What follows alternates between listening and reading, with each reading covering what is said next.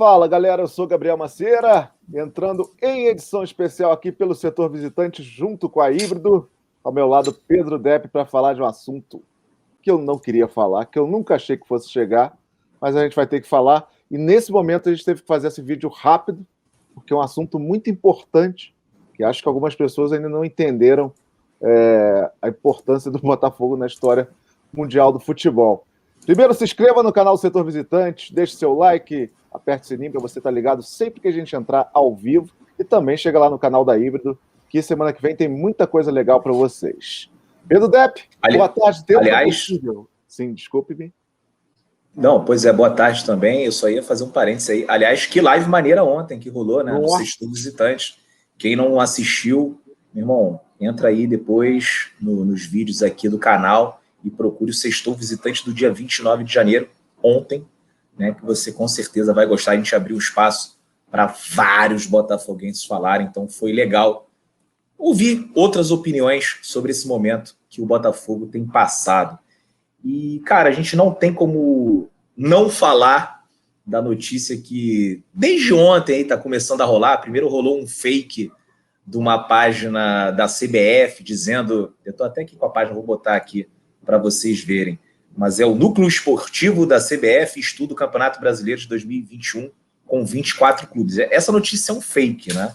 Então, cara, eu nem dei muita publicidade para isso, mas hoje, né, a gente acordou aí com aquele tweet do Thiago Veras falando sobre um grupo de torcedores, né, que vai entrar com uma petição na próxima segunda-feira na CBF solicitando que não exista rebaixamento no Campeonato Brasileiro de 2020 em virtude da pandemia do novo coronavírus ter alterado a competição de acordo com o Estatuto do Torcedor. Aí só para a gente entender, né, eu entrei aqui no Fogo na Rede e ele tem esse trecho no artigo 9, que diz: é vedado proceder a alterações no regulamento da competição desde sua divulgação definitiva, salvo nas hipóteses de interrupção das competições por motivo de surtos, epidemias e pandemias que possam comprometer a integridade física e o bem-estar dos atletas, desde que aprovada pela maioria das agremiações partícipes do evento. E aí um dos advogados, que é um dos responsáveis pela elaboração dessa peça, ele diz que um grupo de torcedores procurou, né, esses advogados, preocupados com a situação do futebol brasileiro por conta dos efeitos da pandemia. Ah, meu irmão, tá preocupado com os efeitos da pandemia? Vai procurar advogado por causa de futebol? Tava na Libertadores? Se tivesse na Libertadores, ia lá procurar? Não ia, né?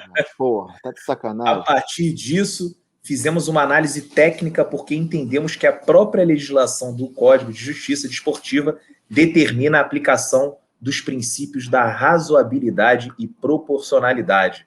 Aí ele fala que o jogo Palmeiras e Flamengo, por exemplo, o rubro-negro teve que escalar praticamente o sub-20 para a partida. Certamente é uma desproporcionalidade. Na Série B tivemos um caso mais grave. O Guarani teve apenas 13 jogadores aptos para uma partida e por isso acabou sendo goleado. Cara, francamente, né, isso é uma vergonha. E esse torcedor provavelmente deve ser botafoguense, porque nessa petição aí que o Thiago Veras postou, né, o cara é morador de Niterói, Rio de Janeiro. Não acredito que seja um flamenguista que está lutando pelo título. Não acredito que seja um tricolor. De repente pode até ser um vascaíno aí que está nessa luta em glória. De qualquer forma, sendo um botafoguense ou um vascaíno, isso é vergonhoso. Eu não sei vocês, mas eu nasci em 1983 e vivi na minha adolescência o período do Fluminense que eles caíram até a Série C e viraram a mesa 2 vezes. E tem uma cena emblemática do Álvaro Barcelos, presidente do Fluminense, com champanhe, que aquilo é uma das maiores vergonhas da história do futebol brasileiro. E é um caso que não volta, né? É um caso que não volta. É uma mancha na sua história que não volta. A gente tem aquela do Sandro Hiroshi, que ninguém ficou feliz com aquilo. Foi um caso 6-0. Você até tem uma explicação melhor para isso. Mas eu também não queria aquilo, não, velho. Sinceramente. O caso do Sandro Hiroshi, ele é diferente, cara. Até porque aquele campeonato, ele foi elaborado de uma maneira que eu não concordo, e acho que a maioria das pessoas também não concorda. Eles inventaram aquele promédio da Argentina. Né? E aí, cara, o Botafogo ia cair tipo em 14º, porque o Botafogo fez um campeonato ruim em 98, e aí juntou a pontuação de 98 com a de 99, e aí a média deixava o Botafogo na segunda divisão. Mas aquilo, cara, se não tivesse os pontos do Sandro Hiroshi, mas aquilo, cara, foi uma parada que inventaram do nada. Tinha que ser assim, ó, vamos fazer o promédio? Vamos. Então, esquece os últimos campeonatos e daqui para frente a gente vai começar a contar. Não dá para você fazer em 99 um campeonato e pegar a pontuação do campeonato de 98, sendo que em 98 não estava acertado para fazer isso. Então, essa do Sandro Hiroshi não tem absolutamente nada a ver. Agora, a CBF está mole, Dedep. A CBF está uns moles também, né? Porque isso aí é uma coisa... Todo campeonato que cai time grande, todo campeonato aparece essa história. Todo. Independente de ser pandemia ou não, se você olhar as duas caídas do Vasco, a nossa caída em 2014, sempre aparece uma notícia dessa, assim, no final. A gente tem que mudar logo essa lei. Tem que mudar a regra para, assim, se deu merda, perde os pontos para outro campeonato. Se reclama muito de 2013, do Fluminense, Flamengo, o Flamengo tinha que entrar no campeonato seguinte com, sei lá, menos 15 pontos, uma coisa assim. Porque desse jeito vão encher o saco sempre. Se a regra sempre deixa essa abertura, sempre vai ter um chato. Desculpe nada, né, cara? Isso me envergonha, de falar a verdade. Sempre vai ter um chato, um mala, para mandar uma parada dessa. E com relação também à virada de mesa, é sempre bom lembrar, em 2002, né? O Fluminense caiu em 96, 97, 98, o Botafogo e o Palmeiras caem em 2002 e teve um movimento do Palmeiras, com o Mustafa Contursi, para uma virada de mesa. E o Bebeto se recusou a participar disso. Então o Botafogo foi o primeiro clube grande que caiu e aceitou jogar a segunda divisão do Campeonato Brasileiro. Lembrem-se que o Grêmio caiu em 92 ou 93. Só que no ano que o Grêmio subiu, os caras inventaram uma Série B que os primeiros 14 colocados iam para a Série A. Então, assim, não teve virada de mesa, mas deram uma baita ajuda para o Grêmio. O Botafogo foi o primeiro que caiu, assumiu a queda, jogou a segunda divisão mais difícil da história, porque a gente jogou com outro grande, que era o Palmeiras, só subiam 2, ainda tinha o Sport, que é um clube muito tradicional do futebol brasileiro. É só 2 quadrangulares. É só você ver como o Grêmio, que teve aquela batalha dos aflitos, como sofreu, cara. E não tinha dois... tinha o Náutico jogando pra cacete, tinha o Santa Cruz, mas era outra parada. Era outra parada. Eram 2 quadrangulares, 2-2. Aí era complicado. Se o Botafogo estivesse jogando agora a próxima Série B e a próxima Série B subissem 2 e o Botafogo estivesse junto com o Cruzeiro, a gente ia falar assim, caraca, meu irmão, para subir vai ser foda, porque além do Cruzeiro vai ter o Náutico, pode ser Bahia, Sport ou Fortaleza, vai ter times que ganharam o Campeonato Brasileiro, como por exemplo o Guarani, já foi campeão brasileiro da Série A. Então, assim, tem times fortes, aqueles times do Nordeste, do Norte. Jogar contra o Remo vai ser muito complicado lá no Mangueirão.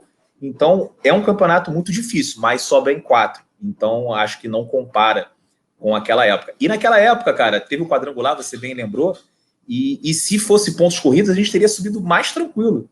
O problema foi o quadrangular. O primeiro quadrangular até foi tranquilo, mas o segundo, cara, foi muito tenso. Se o Palmeiras não ganha aquele jogo lá em Garanhuns, a gente já tá jogando depois com o Palmeiras vida e morte no Parque Antártica. E lembrando que esse jogo a gente tomou de 4. Já não valia mais nada, mas a gente tomou de 4 lá no Parque Antártica.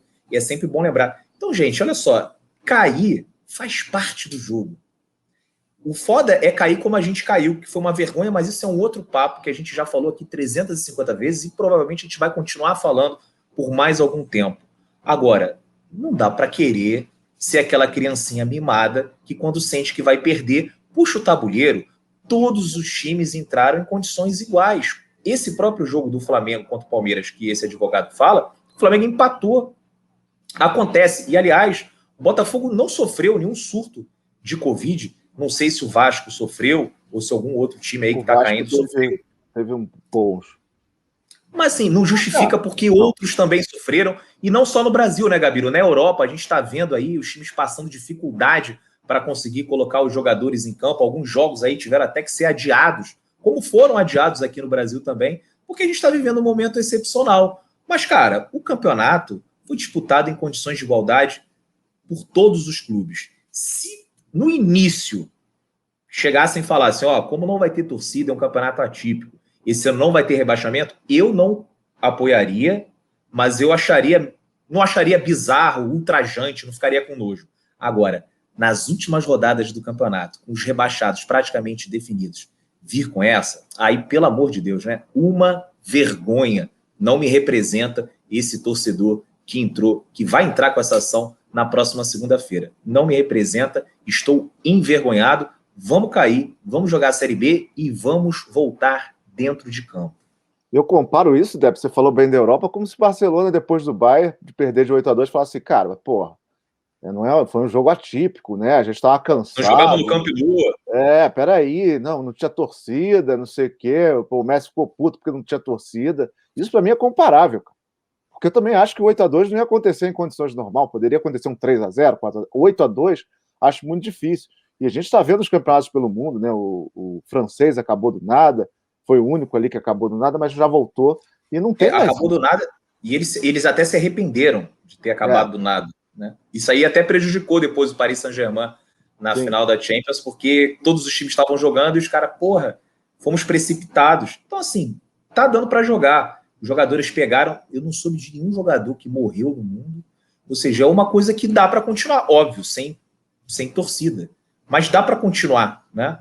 E, cara, faz parte, a gente está vivendo um momento excepcional e, cara, infelizmente o campeonato tem que ser disputado desse jeito, até porque não tem como parar, cara, movimenta milhões, senão todos os clubes vão quebrar, tem que jogar. E agora que jogou, vai querer mudar a regra? Pelo amor de Deus, né? Isso para mim é comparável com... Falando um pouquinho assim do Botafogo, o Botafogo sempre tem aqueles caras que falam assim, que é fogão, e esses caras que falam que é fogão, são os caras também que atrapalharam bastante, né? Que não conseguiram ver o momento que estava com a dívida e foram embolando. As pessoas têm que entender que o Botafogo voltar... O Botafogo sempre vai ser um clube grande, mas para ele voltar a disputar lá em cima, ele tem que ser respeitado. Você não pode entrar com uma coisa dessa. Isso queima o filme. Como queimou o filme Chororô, como queimou o filme tantas outras coisas que os dirigentes fazem, o Botafogo vai ficar tem condição de lutar em quarto lugar. A dívida, né? A dívida é um escárnio. Para o Botafogo voltar a ser respeitado, ele tem que jogar a segunda divisão, tem que começar a se ajeitar. Alguém tem que olhar e falar assim, cara, agora eu consigo investir nesse clube. Agora eu consigo enxergar ali uma chance que eu possa botar meu dinheiro e não me arrependa desses idiotas roubarem. Roubarem não o dinheiro, mas pegarem, contratar o Kelvin. Você tem que cair para a segunda divisão, é um negócio que vai te fazer pensar. Vai demorar um tempo, a gente acha, né? Tem muita gente que acha que não vai voltar tão cedo. Mas, cara, desse jeito que tá, imagina assim, vamos falar a verdade, se não cai esse ano, cai ano que vem. Cai esse ano de novo. Já cai 2 vezes. Se entra essa parada. Eu iria me envergonhar e te falo, acho que eu nem ia acompanhar. Se o Botafogo fica na primeira divisão, eu ia procurar outra coisa para fazer. Eu acho isso um nojo, eu acho isso uma mancha no futebol. Acho que não é esse clube que a gente acha, que não é esse clube que a torcida quer. É a minha opinião.